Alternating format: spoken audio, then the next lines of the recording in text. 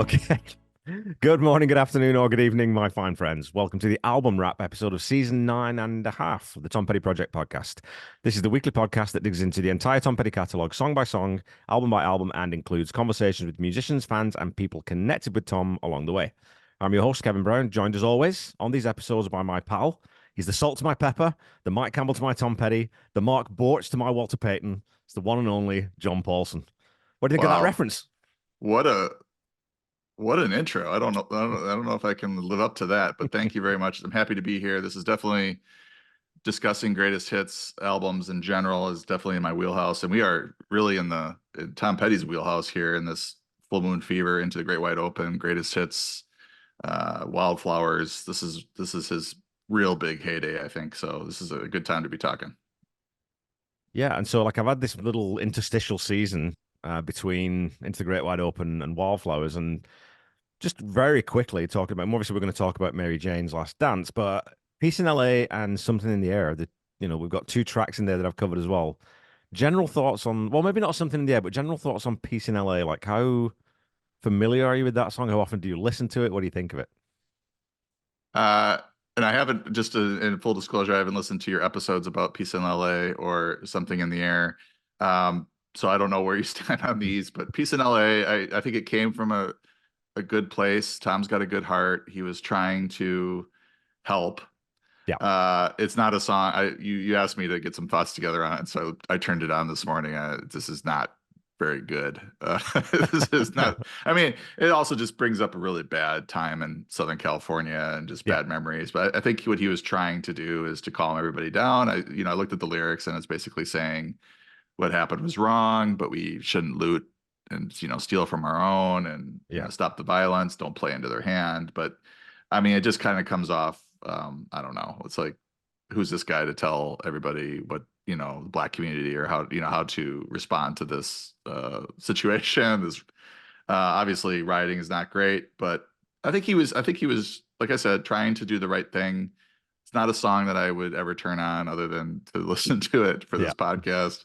I think it appeared on the playback box set. Yes, with Um, the Peace Mix as well, Beach which Mix, yeah. doesn't really Does it add do. the guy's voice talking It's about the Howie, stuff? yeah. It's got Okay, Howie's that because Howie was out of town, and so Ghost they Howie.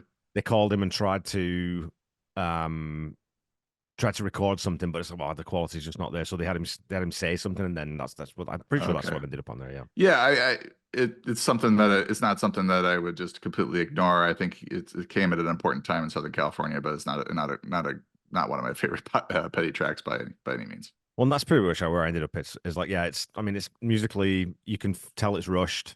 Lyrically, he's just trying to get a message out there, and the sentiment's good, but the song itself, is it going to make any of my playlists? Absolutely not. But Fair yeah, enough. like you said though, we're in John Paulson territory firmly because we're basically really a greatest hits compilation is basically just a playlist, right?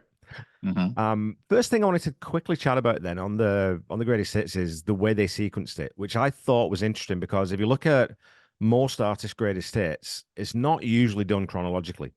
Where with the Heartbreakers, with Tom and the Heartbreakers, they've just gone through Tom Petty and the Heartbreakers down through into the Great Wide Open in sequence, roughly. So what do you think of that? What's your impression of doing it that way? I prefer to make my playlists chronologically, and Hmm. even I might go so far as to put the singles in order that they were released. So if I ever do listen to it in order, I kind of can get a feel for how the band was releasing their music and releasing their singles. And I prefer it because it also shows how a band's sound changes over time. I think there is I just hit shuffle on my playlist a lot, so I do like the randomness too. And I think that you what you did with your double LP sequencing, which we'll talk about a little bit later, is you're trying to sequence it in a way where the songs fit together, and it's also just a greatest hits compilation. I think you did a really good job with that. So there is pluses and minuses to both. I prefer just the anthology in order version, but I can see the benefits of the other side too. Yeah, and I mean, when I listen to, again, I don't really listen to greatest hits very often, just because as Petty has, we always say this, we know these songs inside out, upside down. We've heard most of them a million times. So they're not usually the ones I go to. So it's not necessarily my favorite. But when I listen to it, you do get that sense of growth, right? You definitely, because the sound from American Girl Breakdown through to into the Great Wide Open Learning to Fly is completely different. Songwriting's different, the production techniques are different, everything, when you get through Iovine era, then you get into don't, so you can feel that journey. So I don't mind it. It's just I wasn't quite sure when I got them. I was like, I don't know. I don't know if I want to do it that way, but so I do it two different ways. My CD is chronological, but my vinyl is sequenced as I wanted to do it. So let's talk about something in the air then real quick. That's the cover. It's what I always call it. It's the contractual obligation song because we've got to put this record out. We don't have two originals, but something in the air gets on the album in place of a few songs that I would argue pretty strongly, and I know that you would too, should have been included instead. So should we talk about some of those or talk about something in the air first? Well, like I listened to it this morning, and I remember when this greatest hits disc came out and hearing it, and I thought it was a good song. And I don't know if I was immediately aware that it was a cover. I think maybe over time I realized that it was a Thunderclap Newman song. I Yeah. mean, that was a little bit before my time, and I think 1969. Wasn't listening to a lot of late 60s rock as I was coming up. Some, but not kind of more obscure act, not obscure, but less known acts that like Thunderclap Newman. But I think it's a nice cover. I was after I listened to it today, I was found myself singing it a little bit Yeah. afterward, and I was like, oh yeah, it's a good track. I mean, it's obviously a really good song, and Tom always does, and the Heartbreakers always do really good covers. And I think sonically it fits on the album. I don't think, I would want to put a cover typically on a greatest hits album in Yeah. general, especially when there's all these other songs that could have been included. But I wonder, did they say you have to release two new tracks to get people to buy this? That's what I Which, suspect. yeah. And if that's the case, did they have another? I mean, they had originals lying around all over the place. Yeah. Now, did they have time to go through digging to find You Come Through or Ways to Be Wicked or something like that? Yeah. I don't know. Well, and again, I mean that maybe that's where Tom thinks, well, I'm not going to put an original on there that I'm not really convinced about the quality of, so that's why you go to a cover, maybe, right? And I don't know, but someone was asking me on social media, like, I wonder where something in the air came from for Petty though, because Thunderclap Newman was this really. I mean, they're a one album band. It was an assembled band to showcase the talents of the three guys by Pete Townsend of the Who, right? So when did you guys hear this? Like, how come that's the song that you've latched onto? It is an odd choice, right? Because you would think the Birds, you would think, Carl Perkins or one of the bands that Tom loved grew up, or Elvis or something. You wouldn't necessarily think this weird, obscure British band. But hey, that's the Heartbreakers. They just loved every stripe of music. Yeah, they're all over the place with their covers for sure. Okay, well, I mean, if we look at the songs that weren't included, I think the four biggest ones for me in terms of sort of things that were actually released, obviously, Jamming Me is the one we're going to probably talk about a little, probably the most, because that was, I think, the highest charting omission, I think, right? And it also means that there's nothing from Let Me Up, I've Had Enough on the album. But then you also think about Change of Heart, because there's only one song from Long After Dark, Woman in Love, there's only one song from Hard Promises. And then the other one that I was looking at, which really surprised me in retrospect, is Anything That's Rock and Roll isn't on there. Because that was the song that sort of got them moving a little bit in UK, and you would have thought that would have been because it's a big song in the Petty canon, right? It's been played a ton live, but it doesn't get included on the record. Yeah, and I think we'll talk a little bit about this album comparing it to some other greatest hits album maybe a little bit later. If we're diving into what was excluded, Yeah, there's quite a few. I mean, number one, I would say "Stop Dragging My Heart Around" uh, wasn't included on the original greatest hits release, and I think there's a strong case for it, which I know we might have some debate about that later. But if you're looking, I looked at it two different ways. If you look at it based on streams popularity, looking back at it from 2024, Love Is a Long Road is at 36 million streams. It had 13 points. So when I say points, it's the point system over at musicvf.com, which is a way for them to sort of give one number to all this chart performance, whether it did well in the US or in the UK or in the US rock chart, et cetera. So um, You're So Bad, 32 million. Love is a Long Road is at the top of this list, I think, because of the Grand Theft Auto. Yeah. I mean, it was a popular song before that, but I think it really got a big boost here in the last couple months with that trailer coming out. Facing the Crowd. So the top three from a streaming standpoint are from Full Moon Fever. And as I looked at all these, as I put together all my playlists and stuff, you can see that, some albums do really, really well. And some of these songs are carried by the fact that they're on albums. So they get a boost for that. And so then you get into A Woman in Love, 9.7 million, 26 points. Anything that's rock and roll, 8.4 million, 23 points. An Apartment Song, which wasn't a single, didn't have any points at all, but 8.1 million streams. Yeah. And then Rebels, 8 million with 25 points is another. And then after that, it's like I Feel a Whole Lot Better from a streaming standpoint, 7.2, Zombie Zoo, 7.2. And then Jam Me, I wanted to go all the way down there to see Jam Me at 7 million because the streams are really low for a song that charted so well. It had the highest chart performance at 73 points. So just based on chart performance, it was Jam Me, Change of Heart, Facing the Crowd, Out in the Cold, Woman in Love, Rebels, Too Good to Be True, anything that's rock and roll, Make It Better, Forget About Me, which is kind of it was a hit for him, but it only has 800,000 streams. King's Highway, You're So Bad, Runaway Trains, and Love Is a Long Road from a point standpoint. Yeah. So I originally was limiting myself to 74 minutes, but I started to do some research, and it does seem like there was 80-minute CDs available at that time. They were starting to come out in the late 80s, early 90s. So you said I have 80 minutes, which actually made things easier, but then they also made things tougher. So I ended up keeping the 17 must-haves, which I think we could agree on: Free Fall and I Won't Back Down, American Girl, Mary Jane's Last Dance, Learning to Fly, Refugee, Breakdown, Don't Do Me Like That, Into the Great Wide Open, Don't Come Around Here No More, Running Down a Dream, The Waiting, Here Comes My Girl, You Got Lucky, Listen to Her Heart, I Need to Know, and Even the Losers, which was not a single. Yeah. Amazingly. In addition to those 17, I have Stop Dragging My Heart Around because I think it was a number one hit. I don't know if contractually they could have borrowed it from Atlantic, I think was the parent company that released Belladonna. It did appear on a later version of this Greatest Hits. So they did think that it was kind of a petty track. And I think it would just add a whole lot of value to this. And then I would add Change of Heart, Jammin' Me, Love Is a Long Road, and You're So Bad. And I think the one snub that's bothering me, there's a couple, there's a few, but the one that's kind of bothering me is Facing the Crowd.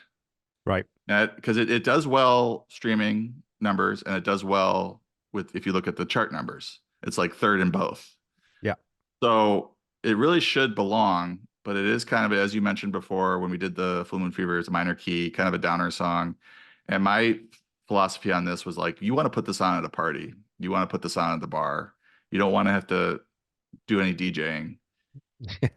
You want to keep this thing up tempo and keep things rocking. I kind of want to stay away from the ballads unless it's something like Free Fallin'. So I went with Change of Heart, rocker, Jammin' Me, rocker, Love's a Long Road, rocker, and You're So Bad, which is a pretty good rocker as well. So those are the four that I used. And then, I think you got on me over DM about my being 1 minute over on my running time. I feel like, Tom and Mike were capable enough to figure out an edit here or there where they could have made it work. And I actually think that there were some releases that were coming out that were over 80 minutes on CD. The only issue is they were not playing in certain CD players. Yeah. I really went. Yeah. So there was a few older CD players that wouldn't play the 80-minute CDs, which I think is, looking back on this, it's just hilarious. Well, kids these days, they don't know they're born. They don't know all these limitations, or if you had more than 100 tracks that it wouldn't display the CD information because it could only go up to 2 digits. All those things, kids these days don't know. But I was looking too that, so my list, the ones that I ended up putting on there were A Woman in Love, It's Not Me, Rebels, Runaway Trains. And we're going to get into that conversation about Runaway Trains versus Jammin' Me, I'm sure. But I was also looking just at straight chart performance on the US rock chart.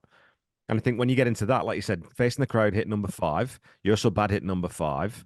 Out in the Cold hit number 1 on the US rock chart. So that's a big omission, King's Highway hit number 4. Runaway Trains at number 6, Rebels at number 5. So there's these songs that are on the periphery. I think Woman in Love hit 5 as well. Change of Heart hit 10.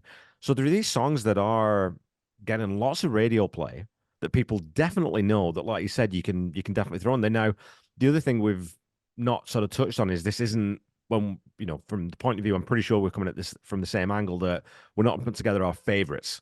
This is not our favorites from this era because that then you get into, well, that's going to change things drastically, right? Because I then would then you're going to have a real problem. I would say that they end up being my favorites based on the criteria of at least either being a huge streaming hit Yeah. for them now and very popular with the fans, or being a chart hit. I'm belonging on a greatest hits. I think that's the quality. Yeah, That was a yeah. qualifier for me. Is like, should this be on Tom Petty's greatest hits? You know, and so let's get into this one straight away. Then, Jamming Me and Runaway Trains. The reason I picked Runaway Trains over Jamming Me is because I think it gives a bit more breadth to Petty's sound. Where Jamming Me is a pretty straight up rocker, and we've got those on the album already. I thought Runaway Train shows that a little bit more of that synth. We've got a little bit of it on, You Got Lucky, and a little bit on Don't Come Around Even More. But I wanted Runaway Trains on there, and you know what? That song has really grown on me since I listened to it, since I did that episode. I listened to that song quite a lot. And you're laughing at me, John. Well, I'm glad that you like it. I mean, this is part of why we're going through this exercise and we're discovering songs that we maybe didn't like as much then, and now we like it a lot. But I'm looking at Runaway Trains. I listened to it yesterday, thinking like, okay, what am I missing about this? And Jan Hammer opening to me, it sounds extremely dated. Streams aren't there. It's okay in terms of streaming, but not even close to Jammin' Me. I think it's probably the third best song, if that. Let's see here on that album. Jammin' Me, I think, is better. It'll All Work Out, I think, is better. I would say, yeah, maybe. Oh no, I like Ain't Love Strange better than Runaway Trains, but that's more of a minor album track. So for me, if you're gonna take one track from this album, you got to go with the hit. And Jammin' Me was number one on the rock chart, and you mentioned just that, but it was also pretty high on the U.S. 18. Hot 100. Yeah, Yeah. 18th on the U.S. 100. So I think to me, if you and I were tasked in 1993 with putting this out, we would have a knockdown drag out about Jammin' Me versus Runaway Trains. You are probably right. But I make no apologies for my choice. I make no apologies. Like I said, I just wanted to, and I was justifying it to myself, maybe just with the chart position, because it did get in the rock chart in the top 10. It But did, but you just said that these are not you should not be your favorites. They should be the hits. I think a greatest hit should also be representative, though. It is. I mean, it's got Jam. It would have Jammin' Me on it. How much do you really like Jamming Me? Do you rate that song like really highly in Tom's catalog? I don't rate it really highly. I rate it highly than Runaway Trains.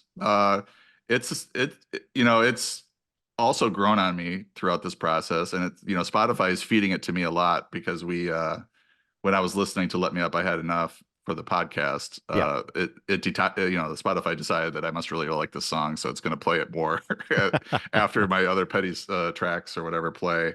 I think it's a total rocker. Is it amongst his very best? No. But if you're going to pick a song from that album for greatest hits, I think it has to be Jammin' Me. But, we can disagree and still be friends and still do the podcast. Yeah, no, I mean it's the beauty of the subjectivity of music, as I always say. So, well, let's talk then about Stop Dragging My Heart Around, because that one I didn't even consider that one because it was never released on a Tom Petty and the Heartbreakers record or a Tom Petty record, right? So that was my qualifier for that. And out of the two songs that came from that collab with Stevie, I'd always much rather pick Insider, but I didn't go with Insider or Southern Accents either, precisely for the reason that you went with, because Tom deliberately didn't want to release, he didn't release ballads as singles, and it would sort of interrupt the flow of this record if you start throwing something that low key on. So I didn't go with those, but I didn't go with Stop Dragging My Heart Around for that reason. So how do you justify putting it on when it was never released under the Heartbreakers label or name? Because Tom Petty wrote it. Tom Petty and the Heartbreakers played on it. Stevie credits Tom for a lot of the success, and it wouldn't have been the same song if some other guy had sung on it with her. So to me, like we're looking for his biggest hits of the era, and I think it's okay. And they obviously agree with me later on because they did include it on a later version of this. That if you're trying to like, my approach would be if I'm releasing this, I want to provide the best value to the fans, and if they can get "Stop Dragging My Heart Around" on this, if there's a way to, you know, lease that song, then that's just offering my fans the best possible value on this particular CD that I'm putting out. So then for, when we get to making our greatest hits volume 2 at some point, are you going to argue for I Won't Back Down by Johnny Cash? Well, that's a straight cover. Tom's Wait, on it. Tom's on it, sings on it, the Heartbreakers He's on play it, but it. it's not a duet. So that's the line, is Tom's got to be one of the primary vocalists? Is that the Well, I think that's a big part of it. Sure, yeah. I Yeah, mean, okay. it's a duet with Stevie Nicks and Tom Petty and the Heartbreakers, and the Heartbreakers are providing all the music. And you could say the same thing about "I Won't Back Down." I think, right? They played on that album with Johnny The Cash, whole album, yeah. the whole yeah. So you can make that case, but he's not. It's not a duet with Tommy or with Johnny Cash. I'm of So course that is the line. I'm of course being facetious. I mean, I completely understand it, but I mean, the other thing is, I suppose with Stop Dragging My Heart Around, and I haven't covered that one yet, is, and I don't know, I mean, probably most of our listeners will know this, the Petty Heads will know this, but the track was essentially done. I mean, it wasn't really a duet. They gave Stevie the track and said, well, just put your lead vocal over top of it, right? And it works great because those two voices, as we know, just work perfectly together. But it is one of those things where you can't have Insider. It's too strong. I can't give this to you. But here's this song that we're not as sure about. Why don't you do that? And which is, again, I mean, we talked about that on the Hard Promises episode. It's crazy that that song didn't make the cut because it really is a good song. I would also then just argue I'm not sure whether it's I don't know if it stacks up with the other greatest hits as a song, just in terms of Stop dragging my quality. heart around. Yeah, I mean, it's a good song. I don't think it's at that very top Petty table, man. Well, I would do this exercise and maybe put "Here Comes My Girl," "Even the Losers," "The Waiting," "You Got Lucky," "Change of Heart," and "Don't Come Around Here No More," and put "Stop Dragging My Heart Around" in the middle of that and see if it holds up. I think it'll do just fine. Okay. And I would say, you mentioned Insider, so that kind of brings up, and I think maybe we'll talk about this when we get into the anthology. I have a whole 2-disc, 3-disc, what if they had released Yeah. a 2-disc at this point or a 3-disc at this point. Maybe we could talk about that during the anthology discussion. But Insider would certainly be on that. It's more of a best of, Yeah. as opposed to calling it a greatest hit, right? Because it never was really released as a single. It didn't get a whole lot of radio airplay unless DJs are kind of going off the reservation a bit. Yeah. But I think it definitely would have made a 2-disc version of this. Well, that's interesting. When you said that, then I hadn't thought about it that way because greatest hits has a very specific connotation, right? And then, like you said, that's where your argument about jamming me over Runaway Trains definitely carries a lot of weight. If it's a best of, then you get into, and that's where the anthology through the years. Tom even said that, right? They said, well, we're gonna pick some of our favorite songs as well as the songs that people expect on there. And I was looking through that. You know what's weird about that one is that it was released in 2000, but there's not a single song on that record from Wildflowers, which I found quite odd. Yeah. I think it was an MCA only. Was it? I think so, but I might be wrong. I think that's why it was only. I don't know why they went back and did a 2-disc out of that, but I think it was MCA only material. You might be right. Yeah. Good catch. So the other thing I would point out is, just looking at straight streams, "Love Is a Long Road," 13th highest streams amongst this MCA material. "You're So Bad," the 16th most. Yeah. Uh, just so where it sort of ranks in his top 20 or top 25. "Facing the Crowd," 19th. "A Woman Love," 22nd. "Anything That's Rock and Roll," 23rd most. So we're right on that cusp of popularity within the fans as well when it comes to these cuts that we're making. Yeah, and I suppose that I mean I didn't give as much weight to streams just because that's Right. going to be weighted with modern day, modern era, that kind of stuff. But I was looking at, you look at even some of the stuff that, the songs that weren't released as singles that did hit the rock chart. Night Watchman hit 21. Between Yeah. Two Worlds at 35, I feel a whole lot better. Like Love is a Long Road at number 7. Um, but One Story Town at number 15. You know, there's a whole bunch in, like I said, Out in the Cold Yeah. might be the most glaring of those. And I didn't get that on my album, but that was, I think that one might have been the toughest cut for me, is not putting that one on there. Because first of all, I love that song. Again, it's another one that I really hadn't paid enough attention to until I did Integrate Wide Open, but it's a great track, man, and would fit with the party atmosphere of the album, right? Yeah, and we talked about it during that album wrap. It's just criminally under streamed, Yeah. 1.9 million streams, 28 points though because it got the number one on the rock chart. Yeah, that's a definitely a tough cut, and I think that there is enough here for a two disc, a really good Oh, two disc set. oh yeah. If you add a lot of these cuts down to too good to be true, anything that's rock and roll, make it better, forget about me, King's Highway. And then you're also adding in stuff like Insider and Straight into Darkness and it'll all work out and tracks like that. You could Yeah. really have a killer 40 track overview of his MCA career. Well, and that was the other very, very tough cut with Straight into Darkness, because I know we both love that song. I think it's the strongest song on Long After Dark. But just didn't do anything for some reason. So I didn't do that. I didn't do the two disc, but maybe let's run through. How did you split that? Did you do sort of a greatest hits and then the rest, or did you distribute it? Because I can't remember how you sequenced that. Well, I have 9 different versions. No, I mean, I have a few different versions here, and I haven't decided, and that's sort of why I punted that to the Right. anthology discussion.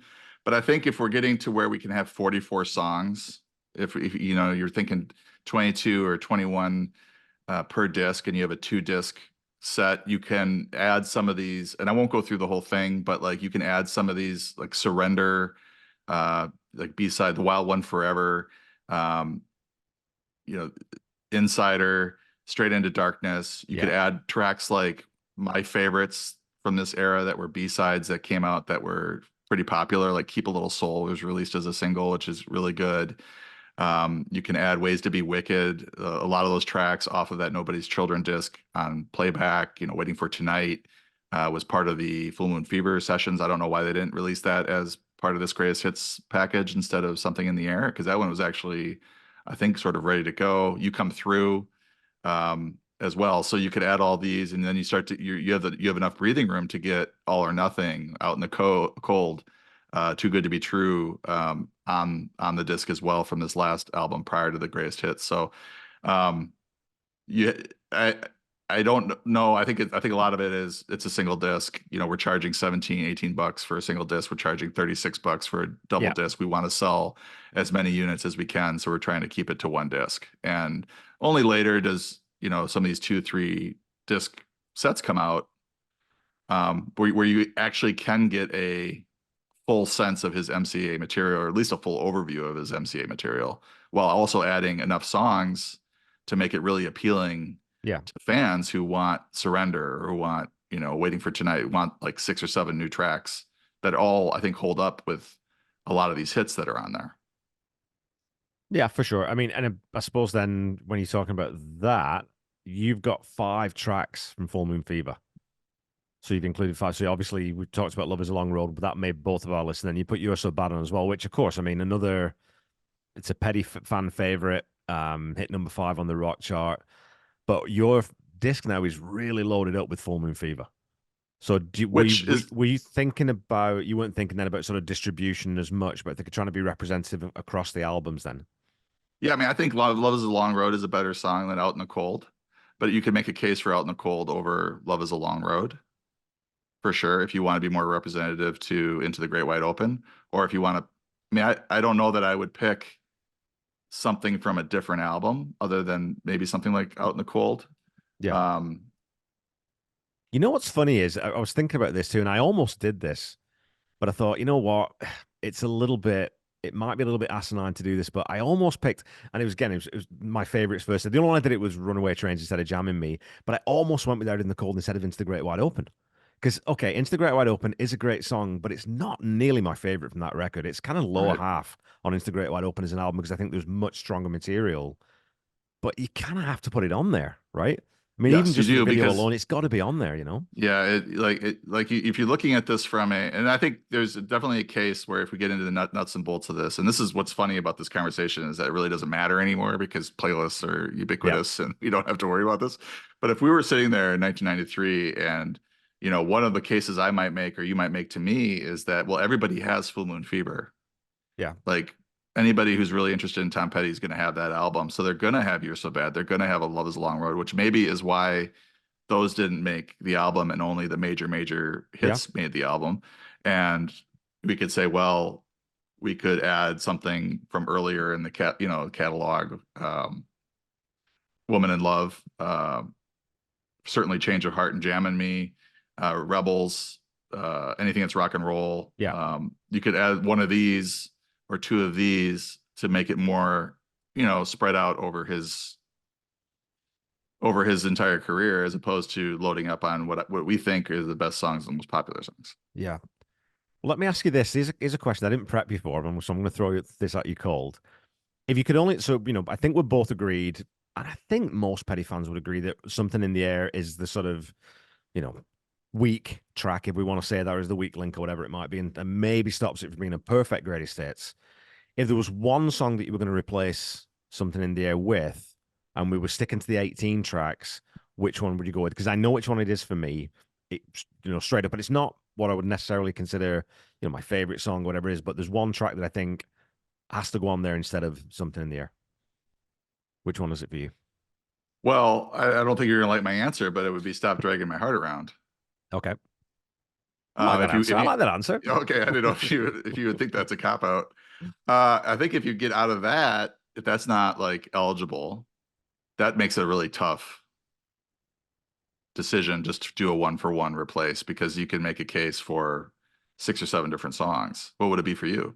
Change of Heart in a heartbeat, just because it's sort of it's probably the second best song on the album.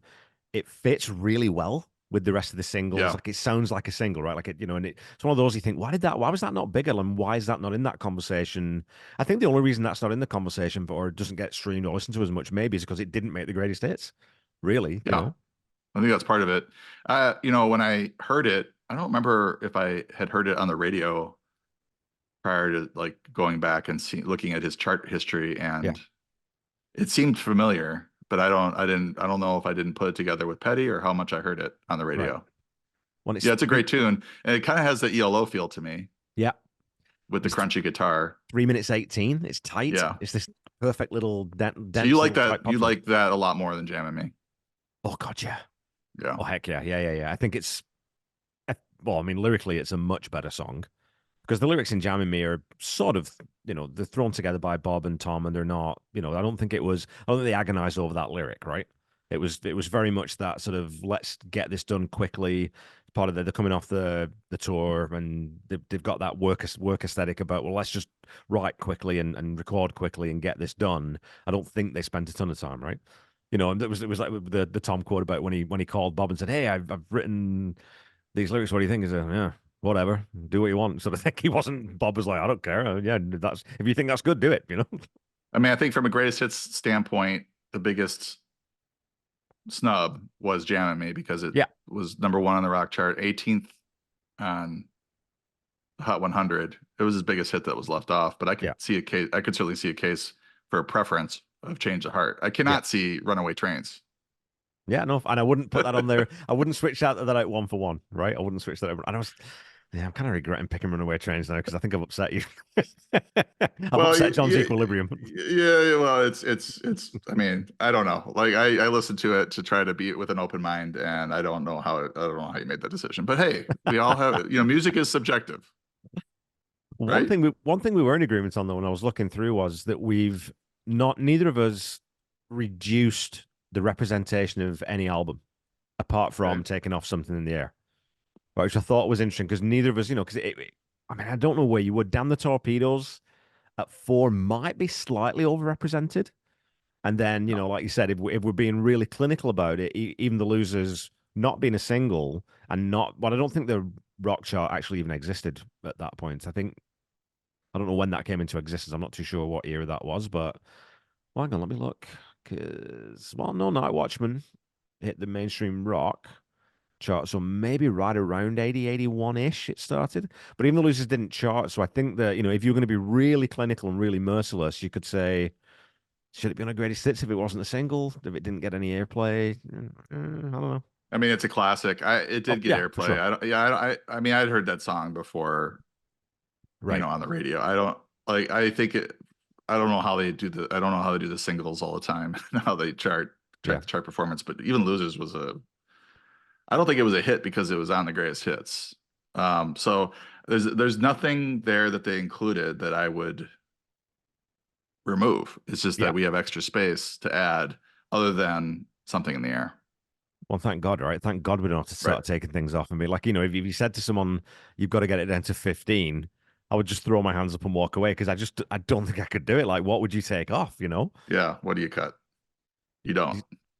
It's just a murderer's row. I mean, I went back and looked, apart from Something in the Air, every song is a 10 that I'd rated every song a 10 apart from three, which were nines. And my nines were Into the Great Wide Open, You Got Lucky, and I Need to Know.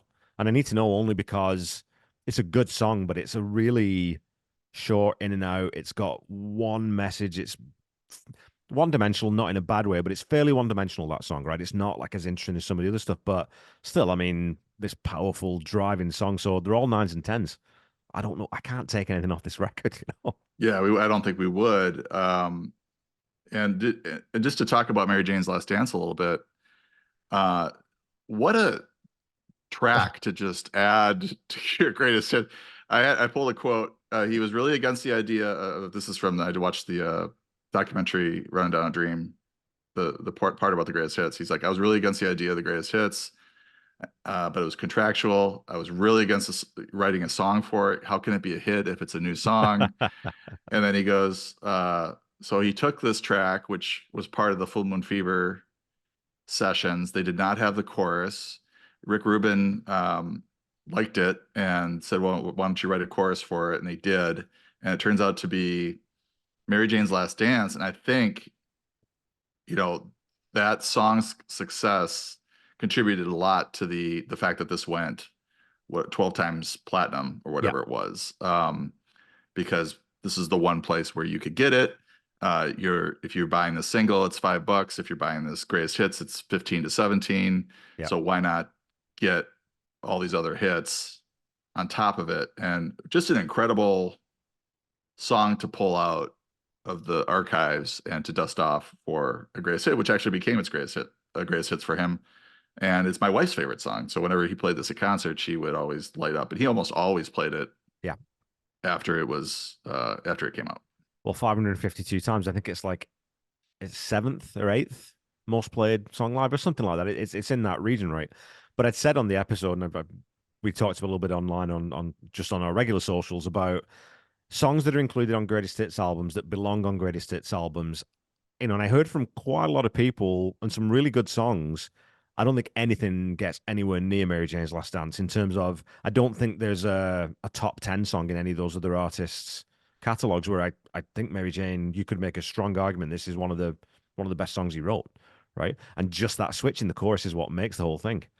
He said, when they brought in and Hey Indiana Girl, Go Out and Find the World, and Mike Campbell said, we all hated it. And then he comes back with this new chorus and just totally transforms the song. And it's funny how that one change can work. But you can also hear, with that guitar riff, the opening, the feel of it, the groove of it, you can see why Ruben thought, yeah, you got to do something with this dude. There's gold here. This is, work this up. Yeah, it ended up being the last track that Stan Lynch played on. Yeah. If I'm not mistaken. Last original, yeah, for sure. Yeah, last original. So what a way to go out for him. He didn't know it at the time. Yeah. I was watching that whole divorce on the documentary as well. It's just funny how I think Tom is very non-confrontational and let this sort of relationship wither a bit. Yeah. Because he didn't want to have the tough conversations. And then he was also hearing Stan badmouth his music and not really wanting to play on it. And it's just sort of this long divorce. Yeah. As they start trying out other drummers for Wildflowers. So pretty crazy story there. And what a way to go out though for Stan Lynch if your last song you played on is Mary Jane's Last Dance. Well, and crushed it because it's a great drum part. You know, and I found out I didn't know this, but Rick Rubin said to Stan when he comes in, "Yeah, I only want to hear one fill." Stan Lynch, he's not going to just do one fill. He's going and he's not like playing all over it. It's quite a reserved track, but it's a great drum part and it sounds fantastic because Rick Rubin knows how to mic drums up. And you know, before the days when he got into the loudness wars and everything's just brick walled, Rick Rubin used to be a very, very, very good producer, and I think he got a great take out of Stan on this. But Stan said, or Tom said, Stan played his part. We looked up, he wasn't there anymore, and we basically never saw him again. So it's one of those things, man. Bands fall out of love with each other.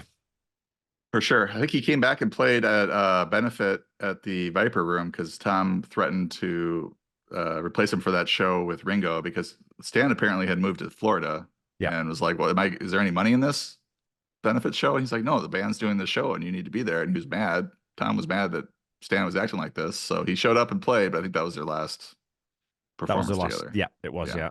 And that's the photo that I used for my compilation on Spotify. If you notice, that's the only photo that exists from that gig because it was no cameras allowed. And it was the opening of the Viper Room. So it was Johnny Depp had called around a few people and the Heartbreakers went in. We don't know exactly what the set list is because there's only sort of a fragment of it kicking around. But Oh, really? yeah, but I didn't know that. What a cool gig that Yeah. would be to be at because that's such a small venue and to see the Heartbreakers at their prime. They're right at the peak of their powers to go and be in that little room with those guys. So cool. So did we talked about mine? You're So Bad, Stop Yeah. Dragging My Heart Around, and Jamming Me. I also added Love Is a Long Road. You added Rebels, Yeah. Runaway Trains, A Woman in Love, and Love Is a Long Road as well. Yeah. Right. And I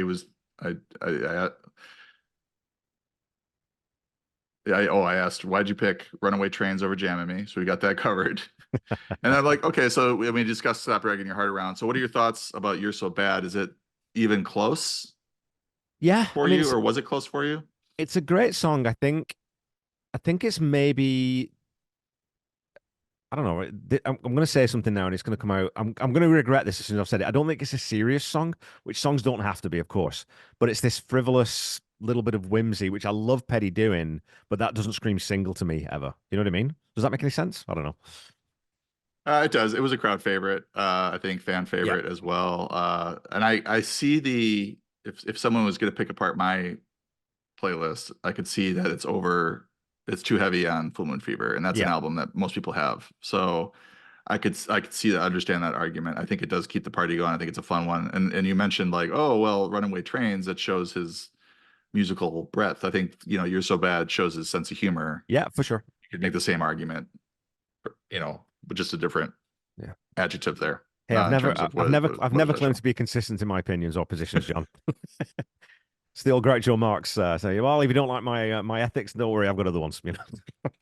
Yeah, so I left mine with my biggest snubs list was Facing the Crowd, Out in the Cold, A Woman in Love, and Rebels. Like those are Yeah. painful not to have on, and that would be fixed with a 2-disc set. But none of those are screaming to me. I mean, Out in the Yeah. Cold, I could argue. Woman in Love, I could argue. Rebels does not really fit with my party vibe I'm trying to go with. So I feel pretty comfortable with it. It is tough. I mean, whenever you constrain yourself with time and a band this good, you're going to have to make some tough cuts. I thank you for giving me the extra 2 tracks so that I could get Jamming Me on there for posterity in terms of its chart performance, and I could get Change of Heart on there as well.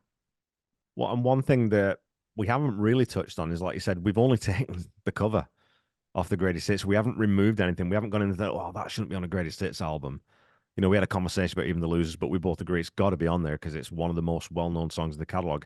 And again, "Damn the Torpedoes" is overrepresented in quotes, and maybe "Full Moon Fever" on your disc, but it's because they were gigantic records. Gigantic And songs, yeah. just huge songs played live, tons and tons and tons. I was looking through. You look at the average number of times a greatest hits song was played live is 435, and that's with the 21 or something in the air dragging it down a little bit, right? So these were the songs that people go to Tom Petty concerts to see. But Yeah, you so put this on at a party or you put it in your 5-disc changer, you don't ever have to take it out. no, Remember the 5-disc, 6-disc oh yeah, changers or cartridges? I mean, kids these days, they just pull up their phone and have their playlist. They pull up some playlist that somebody else made and they hit play and they don't know what we went through. Now, I'll just say this on the greatest hits in general. Mhm. I'm so fascinated by these because these were huge in my life. Funds were limited. I mean, in terms of how much music I wanted to consume, and I had to try to get best value as I could. And so I was buying like a lot of different greatest hits because I was really getting into classic rock as I grew up in the 80s. I was going back to the 70s and the late 60s sometimes, listening to the Beatles and all these other bands and having to trying to get as many of my favorite songs for as little amount as money Yeah. really lend itself to greatest hits. And I always am fascinated by when they make mistakes or why are they doing this or why are they doing that. But, Petty's greatest hits, ubiquitous when I was in college in terms of, people having it. It's up there for me with like Bob Marley Legend, which went 15 times platinum. As far as an overview and how quality, top to bottom quality of the Yeah. album. Um, the other ones that kind of jumped out to me, Madonna, the Immaculate Collection. I wasn't a huge Madonna fan, but I know like every girl I knew in college had that 11 times platinum. I did own it as well, I think. Uh, Queen's Greatest Hits, 9 times platinum in the United States. Yeah. Obviously went like 25 times platinum in the UK. That is a 17 track just masterpiece, but it also has room for more. If you were to release it on CD, you could add 14 minutes or so, Yeah. I think, of songs or more, 18 minutes, 20 minutes of songs. Like they could have added more to that. The Cars 1985 had 13 tracks. There's a 2002 version that's better. It went 6 times platinum. So, and the last one I wanted to mention is another one that just jumped out to me thinking about it was Creedence Clearwater Revival. Oh They had man, a 20 track I totally forgot about that one. chronicle that went 12 times platinum, which is just jam packed with good song after good song or great song after great song. Obviously, the Beatles, Red and Blue compilations were amazing, but Yeah. it's a lot. It's 4 discs, and they even left off. So I mean, it's hard to compare anything to what the Beatles did. And the other one I want to mention was the Eagles' Greatest Hits 1 that went 38 times platinum. The light blue one, and then the second greatest hits went 11 times platinum. So even their second set almost did what Tom Petty's did. But again, those are very shorter discs. All these have room to add something once you get into the CD age, and these were huge for me. Just being able to buy these and getting an overview of a band, and then realizing whether or not I wanted to go back and get into their Yeah. album by album discography. When I think, if we're talking about where does Petty's greatest hit stand in that pantheon, in that conversation, for me, the Eagles is a funny one because I loved the Eagles when I was a kid. And I still look back and I think, I can say, yeah, the quality of the songs was good and the production was great and the songwriting and the vocal, all the performances and everything else. But Eagles, I don't know if they're really still a, I mean, I know with our generation, people still buy tickets and everything else, but I don't think you hear Eagles on the radio maybe as much as you even hear Petty anymore. I think they're a bit more time locked into a certain era than Petty's. I think Petty's music is a bit more durable, and I think will be played still. And it's gonna be the hits. But I still think that you're gonna hear Free Fall in 50 years. Hotel California might be the only Eagles hit really that's gonna persevere. Where I think Petty's got a few more of those. So I don't know. So 38 times platinum. That I didn't know it was that big. That's insane. That's Yeah, crazy. everybody had that 71 to Yeah. 75. And Yeah. and I don't know when that came out where they started adding tracks because this one didn't. I mean, this one had 10 tracks and it was all from their albums. And I Yeah. think the second one was the same way. So I don't know when that happened. Like, oh, we need a new track for the greatest hits compilation. And then you get and that's the one criticism we have of this. Well, two, like they could have added more songs. So why didn't Yeah. they add a few more? And then why did they include Something in the Air? Now they probably were told they had to produce two. So that's what they had. I mean, Yeah. I think they could have worked a little harder and, putting Waiting for Tonight on there or digging up You Come Through would have been a great addition if they could have gotten Lenny Kravitz to appear a couple years earlier to do his part. Or Surrender. I mean, again, a song Surrender, that we both which like, did get, I think it did yeah, get added to their anthology yeah, release a few years later. So um, I would say that would be my one criticism is the inclusion of that cover. And then the yeah, other is, was it a conscious effort to limit the total number of songs? And why were you doing that? Yeah.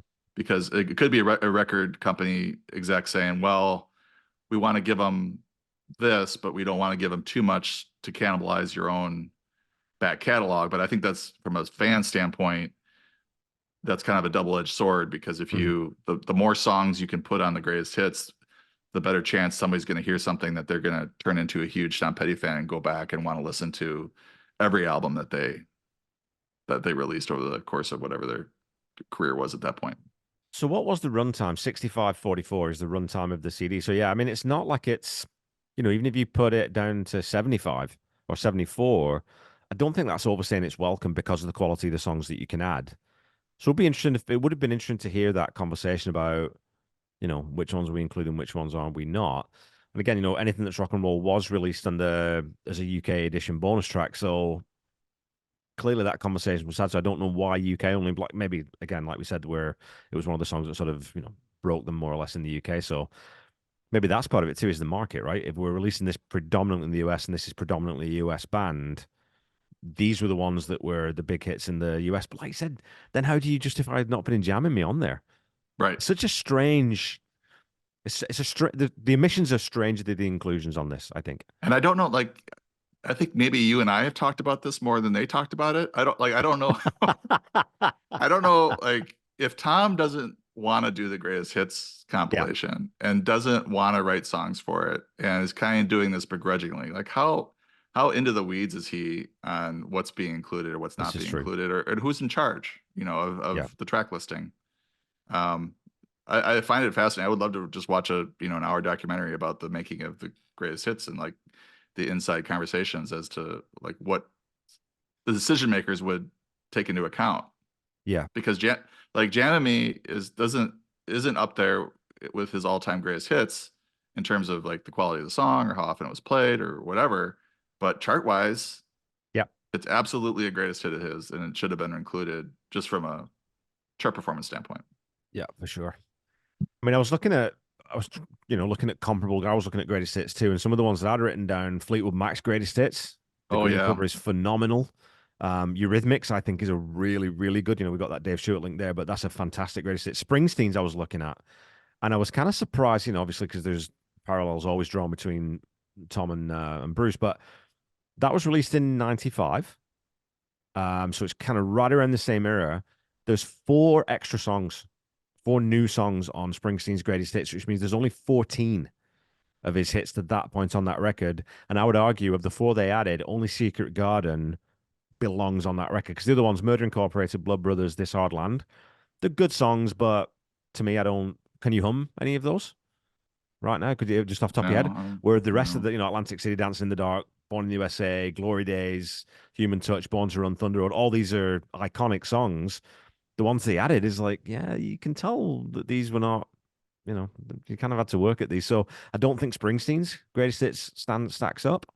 Yeah, he Um, did. He did really. It was 76 minutes, so he yeah, was like there was a conversation there. Like we need to give him something. The new song, yeah, new songs, four new songs. I remember Murder Incorporated. yeah, I don't remember Blood Brothers or This Hard Land. yeah. But again, I mean, Um, I think if you look at the times or two, we've got 18 songs and it's 70 odd minutes, but Springsteen tends to write longer songs too, where yeah, Petty in his early years was really writing those nice, tight 3.5 minutes is probably the average song length, right? So and this one, makes a difference too. the Springsteen one went 6 times platinum, and I think the Fleetwood Mac went 9 times platinum. Double checking that. 8 times platinum. Yeah. So just what a monster. I was just underlining that because what a monster hit for Petty. Yeah. I think the in terms of album sales, it was more than Into the Great Wide Open, Full Moon Fever, and Dan the Torpedoes Yeah. combined. Yeah. Oh, it was by So far and away his biggest record by absolutely miles, right? I mean, which I mean, the same with Queen. Queen's greatest hits was far and away their biggest seller. I think Aerosmith Big Ones might be their biggest seller. So, greatest hits tend to be because they're more accessible to a wider audience. So that's no bad thing. I was looking to it. Dylan, Dylan's greatest hits is only 10 songs. Rolling Stones Hot Rocks, 64 to 71. It's a great record. It's padded out a little bit. But yeah, I mean, the Beatles are the ones I go back to. The Blue Album, when you look at the songs on that, it's just insane. You think, and that's just one of their greatest hits. And there's what, 28 songs on it? Bananas. Here's you mentioned Aerosmith Yeah. because I every time somebody mentions big ones to me, I'm thinking back. Well, what about the Red album, the Red Greatest Hits, that first one? Yep. That one went 12 times platinum. The first one, the second one, Wow. big ones went 4 times platinum. Oh, it only went Just kind four. of, yeah, Okay. which is kind of crazy when you think about how big the big ones album was Yeah. in '94. But the 1980 release, which is a really good overview of their '70s stuff, basically It's great. went 12 times platinum. Although again, I mean, it's got Remember Walking in the Sand on it, which I love, but to cover, I don't know, it's the There you strongest go. stuff, but it's got It's some other also got great stuff on it. come together. But that was kind of a Come hit for Together's them, on there, wasn't it? yeah. Yeah, I but think wasn't it? that was from yeah, it was from the movie, right? That was that Sergeant Pepper's that weird movie with the Bee Gees in it. So for me, huge, Yeah, influential, got me like even more into it. Some of the older stuff. Certainly some ways to improve it, but uh, glad he released it.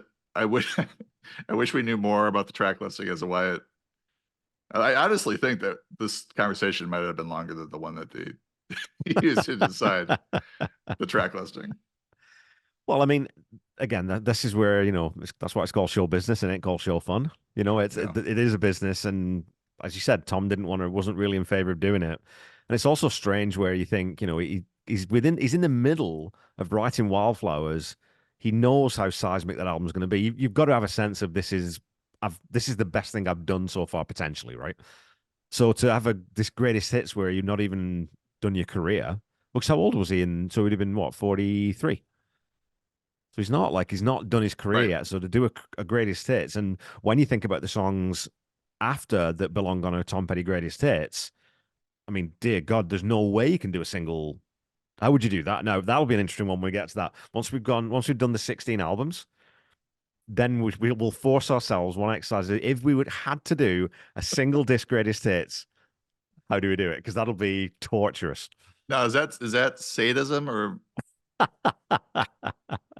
what are we doing to ourselves? This is absolutely unnecessary pain we got to put ourselves through to try to knock his whole entire career down to one disc. Oh my It's God. insanity. Yeah, maybe we should just leave it. Masochism? I don't think you I could. don't know what's I what. really don't think you could do it, right? I mean, I don't know because how am I going to Yeah, I leave mean off you're Room at the cut yeah, Top? you How am I could going to do leave it, but off, you're cutting even losers off. You're cutting, you might be cutting like Here Comes My Girl. I mean, it's you're asking for, Into the Great Wide Open is probably going to be gone. yeah. You're asking for trouble. It's got to be a minimum of 2 discs, and even that's going to be tough. Yeah. I mean, I think getting it down to two discs from the post Great Wide Open is going to be, Although having said that, depending on what criteria Right. we use, right? Because again, if you go to chart performance and all those kinds of things, Mary Jane's Last Dance was the last hit he had, really, Yeah, in big. terms Well, of he had some big, off big of one. Wildflowers, but We yeah, don't know how it he feels, I start. guess, is yeah. Yeah, he started to peter out a little bit with the chart performance, but I think that was what was important to him at that point. He did have Yeah. a number one album later on. Hypnotic Eye, I think, was the number one Yeah. album, Yeah. and did have some hits here and there, but it wasn't like you're getting into your 40s and 50s and 60s. You're not exactly hot on the charts, Yeah. so to speak. So Well, I think it comes, we talked a little bit about on the album wrap episode with the Great Open. It's that switch in his songwriting where now I think he is writing predominantly for himself. And he's trust that other people will listen to it because I've got this fan base who likes my music, but I'm not going to chase the chart hit anymore. And right. so I think that plays into that as well. Well, you also mentioned like bands chasing the trends Yeah. in the late '80s, mid '80s, late '80s. And I think there was a few tracks like Runaway Train, Runaway Trains that you could, sound kind of dated. Yeah. I don't think that those worked out that great for him. Maybe other than You Got Lucky. Yeah. And so I think he just made a determination, like, I'm not going to do that anymore. And, I'm Yeah. just going to go back to the Heartbreakers sound as much as possible.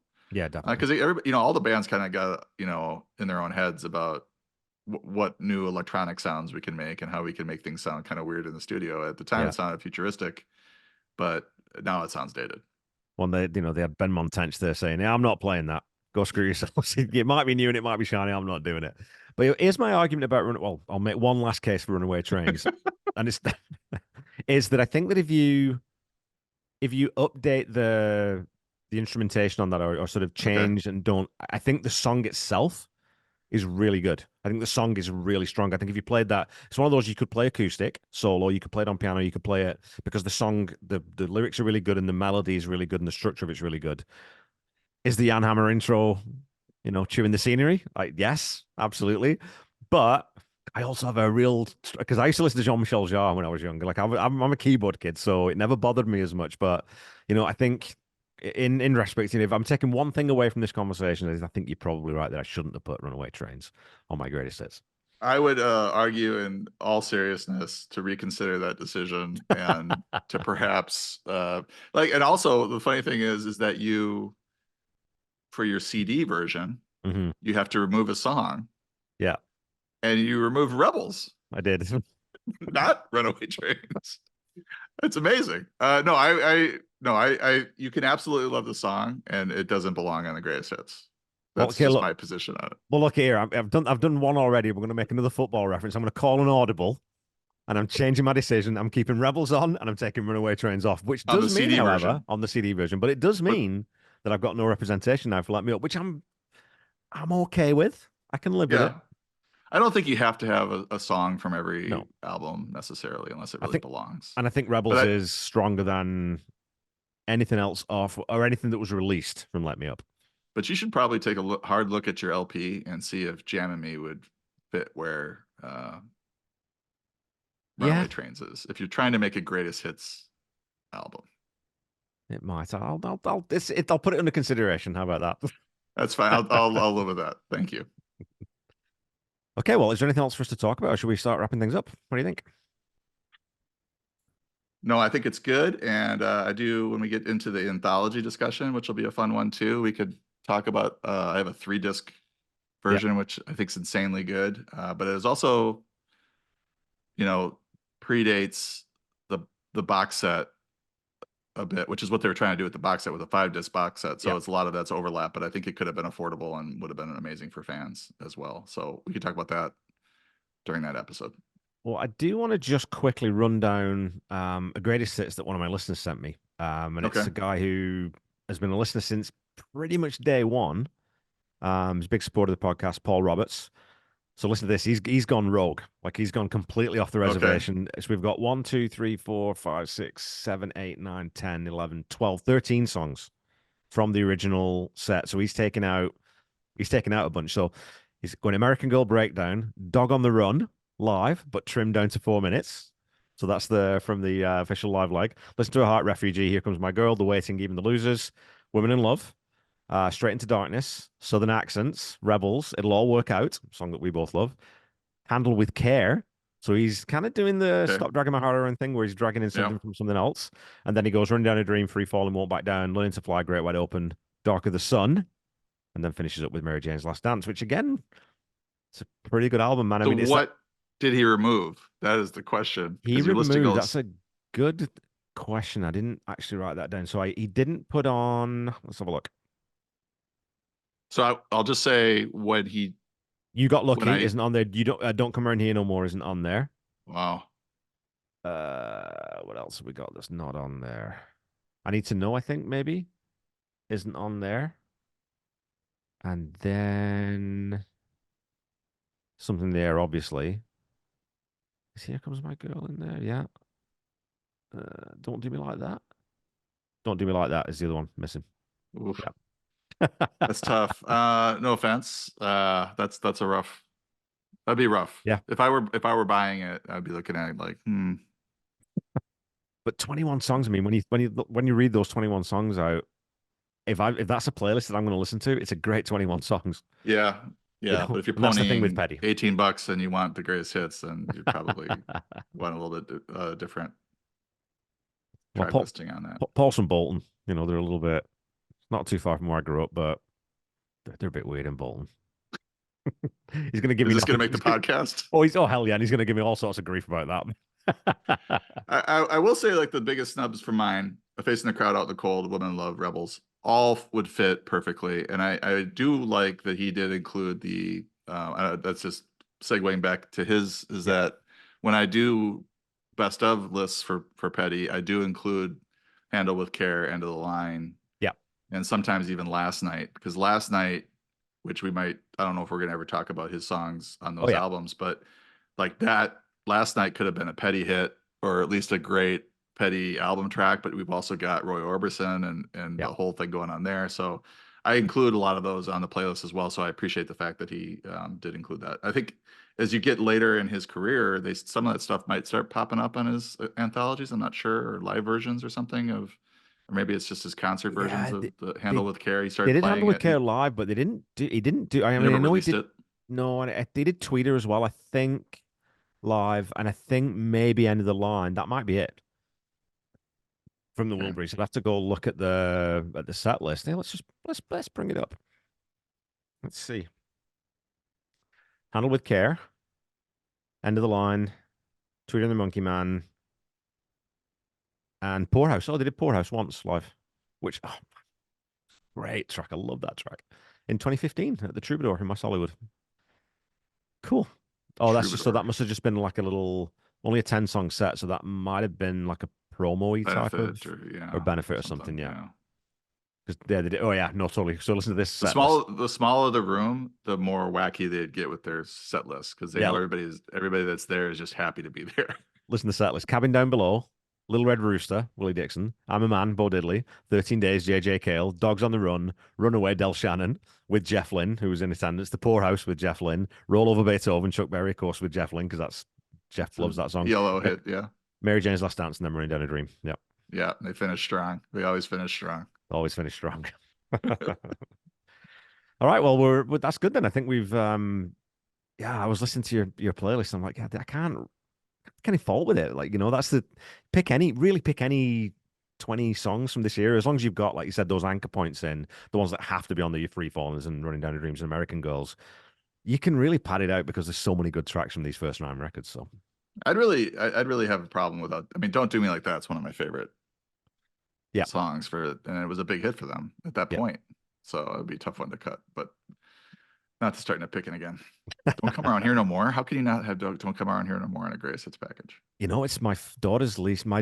We skipped that song in the van because my youngest daughter doesn't like that. She loves Petty, but she doesn't love that. And I think she's it's seen the video. maybe she has, but I think it's maybe because my wife has played that to death. I think she's just overplayed it for her. So Show her the live version from the oh my God. Into the Great Wide Open tour. Yeah. Whatever that one's called. Yeah, God, what is that called? Take the Highway live. Yeah. Take the Highway, yeah. Show her that version.